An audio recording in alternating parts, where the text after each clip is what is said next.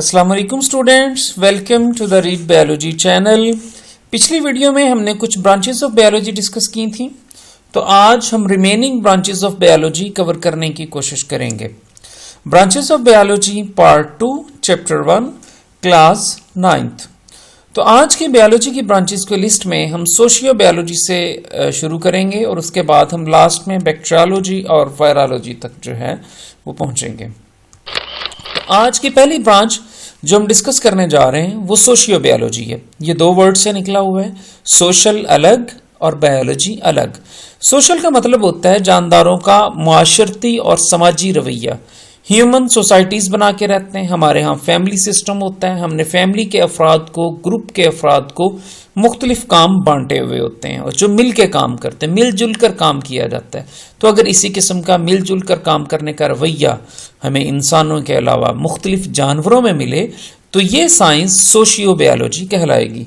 आपको तस्वीर में कैटरपिलर को हैंडल करते हुए मुख्तलिफ किस्म की एंट्स नजर आ रही हैं। तो एंट्स के अंदर सोशल बिहेवियर जो है वो बड़ा जबरदस्त पाया जाता है। इसके बाद जो है एग्जाम्पल्स क्या हैं सोशल बिहेवियर के एनिमल्स के अंदर। देखें, मंगूज जो मदर है वो अपने बच्चों की प्रोटेक्शन करती है, बिल्कुल वैसे ही जैसे ह्यूमन अपने बच्चों की प्रोटेक्शन करते हैं, इंसान अपने बच्चों की प्रोटेक्शन करते हैं। शहद के छत्ता जो है ये हनी बीज, इसके अंदर भी सोशल बिहेवियर की बेस्ट एग्जाम्पल मिलती है।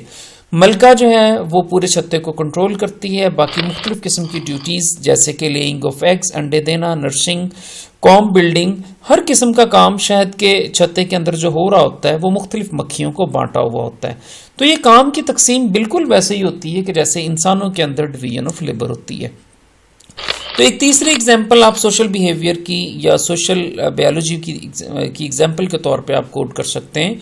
ये एलिफेंट आपको नजर आ रहा है, ये आखिरी किस दे रहा है ये एलिफेंट का एक ग्रुप अपने मुर्दा साथी को, बिल्कुल ऐसे ही जैसे कि ह्यूमन जो हैं अपने डेड साथी को एक बड़े पुरवकार अंदाज से रुखसत करते हैं। ये एलिफेंट भी उसी तरह से गमज़िदा भी हैं और अपने साथी एलिफेंट को एक अच्छे अंदाज से जो है वो दुनिया से अलविदा कर रहे हैं। तो दूसरी ब्रांच जो इसके बाद सोशल बायोलॉजी के बाद हम डिस्कस करेंगे वो पैरासाइटोलॉजी के बारे में है। पैरासाइटोलॉजी जो है ये दो लफ्जों से मिलकर बना हुआ है, पैरासाइट अलग और लॉजी अलग। पैरासाइट का मतलब होता है कोई भी जानदार जो दूसरे जानदार को बीमार करता है। मच्छर हमें बीमार करते हैं, बैक्टीरिया हमें बीमार करते हैं, वायरस हमें बीमार करते हैं, मुख्तलिफ किस्म की फंगस जो है वो हमारी स्किन पे अटैक कर सकती हैं। तो ये सारे के सारे हमारे बॉडी के लिए पैरासाइट होंगे।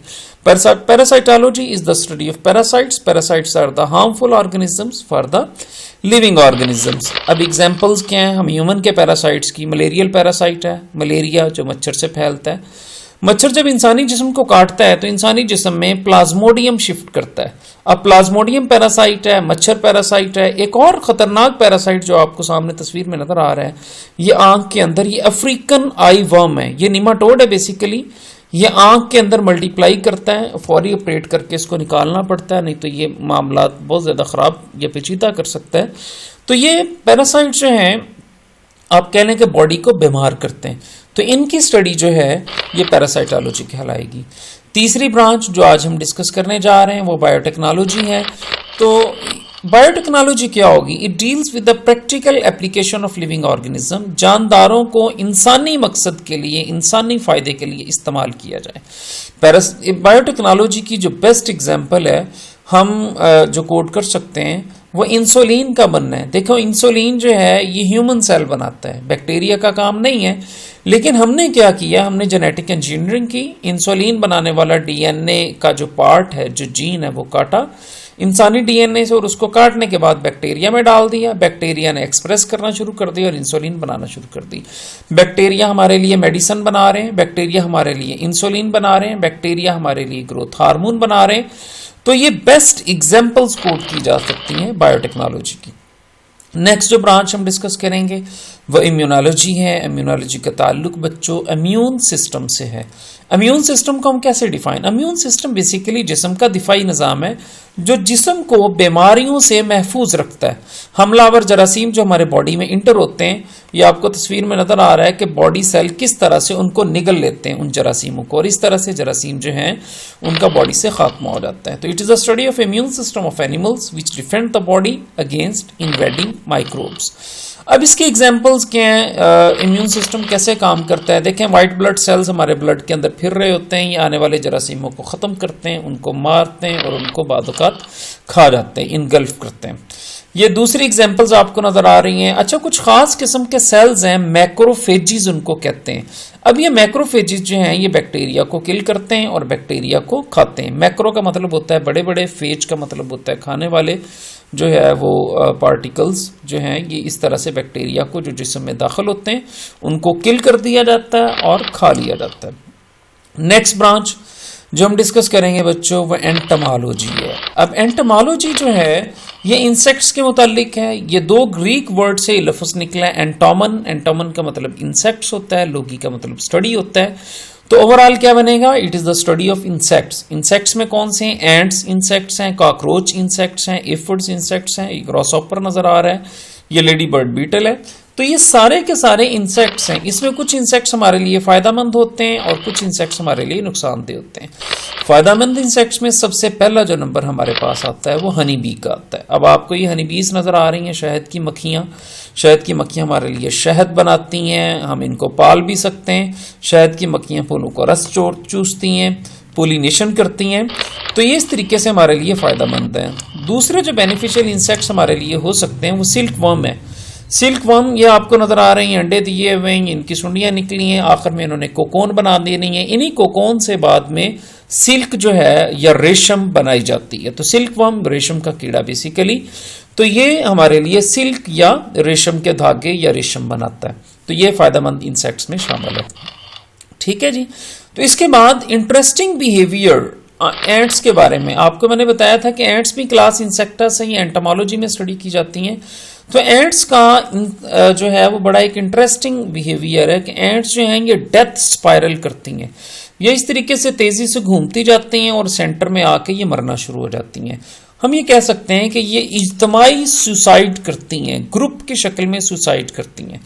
तो बच्चों मेरा आपसे क्वेश्चन है कि आपने बताना है कि ऐसा क्यों होता है, ये आपने मुझे कमेंट बॉक्स में लाजमी बताना है। तो आगे चलते हैं जी। नेक्स्ट हमारी ब्रांच है फार्माकोलॉजी। फार्माकोलॉजी ग्रीक वर्ड फार्माकन से निकला है। फार्माकन का मतलब ड्रग होता है या पॉइजन, लोगी का मतलब स्टडी होता है। तो it is the study of drugs या medicine and their effects on the systems of the human body.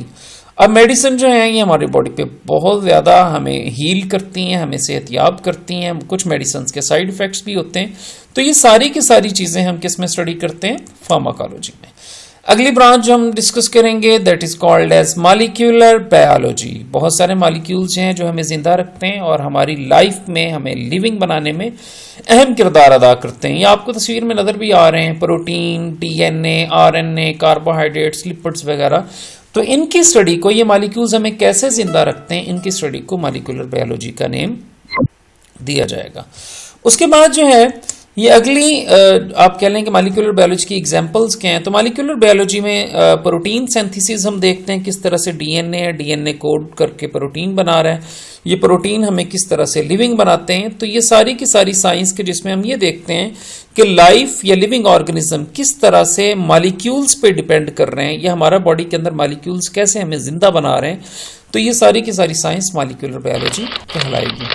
इसके बाद बच्चों नेक्स्ट जो है, ये कुछ ब्रांचेस आपके सिलेबस में शामिल नहीं है लेकिन इंटरेस्टिंग थी, वो मैंने डिस्कस कर दी हैं। ऑर्निथोलॉजी, ऑर्निथोलॉजी का ताल्लुक बर्ड्स के साथ है। ये दो वर्ड्स ऑर्निस से निकला है जिसका मतलब बर्ड है, और लोगोस जिसका मतलब स्टडी है। It is the study of birds. अब इसमें हम ये डिस्कस करेंगे कि बर्ड्स मुख्तलिफ फंक्शन कैसे परफॉर्म करते हैं। जैसे बर्ड्स फ्लाई कैसे करते हैं, बर्ड्स घोंसला कैसे बनाते हैं, अपने बच्चों को फीड कैसे करते हैं, ऑस्ट्रिच दौड़ते कैसे हैं, पेंगुइन्स जो हैं वो किस तरह से आप कह लें कि अपना एक्टिविटीज़ परफॉर्म करते हैं। तो ये सारी की सारी ऑर्निथोलॉजी में हम स्टडी करेंगे। अच्छा, बर्ड्स लर्न भी करते हैं, सीखते भी हैं। जैसे ये उड़ना कैसे है, ये आपको क्रो नज़र आ रहा है, क्रो एक एक्टिविटी कर रहा है कि ये कुछ रिंग्स को उठा के इसमें डाल रहा है। तो ये सारी की सारा लर्निंग बिहेवियर जो है बर्ड्स का, ये भी हम ऑर्निथोलॉजी में स्टडी करेंगे। उसके बाद नेक्स्ट है जी बैक्टीरियोलॉजी। बैक्टीरियोलॉजी बैक्टीरिया की स्टडी है। इसमें हम बैक्टीरियल सेल को स्टडी करते हैं, the science of study of bacteria and their relation to medicine. तो बैक्टीरिया मुख्तलिफ टाइप्स के हो सकते हैं। ये आपको मुख्तलिफ बैक्टीरिया की टाइप्स इस तस्वीर में नज़र आ रही हैं। स्पाइरेला बैक्टीरिया हैं, कोकस बैक्टीरिया हैं, these are the bacillus bacteria. इनमें कुछ फ़ायदेमंद होते हैं, कुछ नुकसानदेह होते हैं। ये आपको तस्वीर में नज़र आ रहा है कि बैक्टीरिया किस तरह से बाइनरी फिशन के ज़रिए मल्टीप्लाई हो रहे हैं या डिवाइड हो रहे हैं। तो बैक्टीरिया के मुतालिक हर चीज़, each and everything about bacteria is studied in the bacteriology. तो लास्ट जो है ये सेकंड लास्ट ये माइकोलॉजी है। तो माइकोलॉजी जो है ये ग्रीक वर्ड माइकस से निकला है। माइकस का मतलब फंजाई होगा, लोगी का मतलब स्टडी। खुम्बी का नाम आपने सुना होगा। ये ऐसी ब्रांच है बायोलॉजी की कि जिसमें खुम्बियों को स्टडी किया जाता है, मशरूम्स को स्टडी किया जाता है। कुछ मशरूम्स मेडिसिन में इस्तेमाल होती हैं, कुछ मशरूम फूड के तौर पे इस्तेमाल होती हैं, और बहुत सारी ऐसी मशरूम है जिन्हें डेथ एंजल्स भी बोला जाता है। तो ये आपने मुझे बताना है कि डेथ एंजल्स कौन सी हैं कमेंट्स बॉक्स में। I am waiting for that. ये आपको नजर आ रही है मशरूम्स या खुम्बियाँ, ये नुकसान भी देती हैं। हमारे फ्रूट्स के गलने सड़ने में खुम्बियों का एक अहम किरदार है। ये आपको मोल्ड नजर आ रही है जो स्ट्रॉबेरी पे ग्रो कर रही है और इस तरह से स्ट्रॉबेरी को खराब करती है। तो लास्ट ब्रांच जो हम डिस्कस करेंगे that is called as virology. तो वायरोलॉजी जो है इसका ताल्लुक वायरस की स्टडी के साथ है। वायरस किस तरह से सेल में दाखिल होते हैं, ये आपको नजर आ रहा है। एक वायरस सेल के अंदर दाखिल हो गया और ये सेल के अंदर जाके मल्टीप्लाई करेगा। तो ह्यूमन सेल को वायरस किस तरह से इफेक्ट करते हैं, कौन सी ऐसी बीमारियां जो वायरस फैलाते हैं, और वायरस किस तरह से इंसानी जिस्म के लिए फायदेमंद हो सकते हैं। तो ये सारी की सारी वायरस की स्टडी जो है ये वायरोलॉजी कहलाएगी। तो एग्जाम्पल है, ये लार्जेस्ट वायरस आपको नजर आ रहा है, ये बैक्टीरियोफेग वायरस है जो बैक्टीरिया को अटैक करते हैं। ठीक हो गया। तो समराइज अगर हम करें कि आज हमने किन किन चीज़ों को, किन किन ब्रांचेस को डिस्कस किया, तो पहले पैरासाइटोलॉजी है, सोशियोबायोलॉजी है, बायोटेक्नोलॉजी है, इम्यूनोलॉजी है, entomology it is a study of insects, ये हमने डिस्कस किया। फार्माकोलॉजी मेडिसिन की स्टडी है, ऑर्निथोलॉजी है, माइकोलॉजी है, बैक्टीरियोलॉजी है, और वायरोलॉजी और मॉलिक्यूलर बायोलॉजी। तो ये ब्रांचेस हमने डिस्कस किए हैं। गुड लक बच्चों। उम्मीद है कि आपने बहुत ज़्यादा लर्न किया होगा। तो हमारे साथ जुड़े रहिए, हमारी वीडियो को लाइक करें, शेयर करें और कमेंट बॉक्स में अपनी राय का इजहार करें। तो अगर कोई वीकनेस रह गई हो तो उसके लिए सॉरी। आप कमेंट बॉक्स में अपनी राय भी दे सकते हैं कि किस तरीके से हम वीडियोस को और ज़्यादा अट्रैक्टिव और बेहतर बना सकते हैं। Thank you very much. Good luck for the exams. Allah Hafiz.